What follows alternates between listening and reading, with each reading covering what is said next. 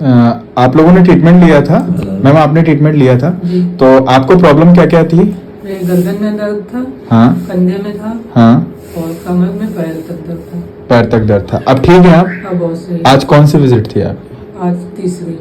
तीसरी विजिट थी। अभी बिल्कुल परफेक्ट है, बिल्कुल कोई दिक्कत नहीं कोई है? दिक्कत बहुत नहीं। परेशान थे, कितने टाइम से? बहुत परेशान थे, 7-8 साल हो गए। 7-8 साल से परेशान से। जी। सर कैसी हैं? ठीक है मैम, कोई दिक्कत तो नहीं है?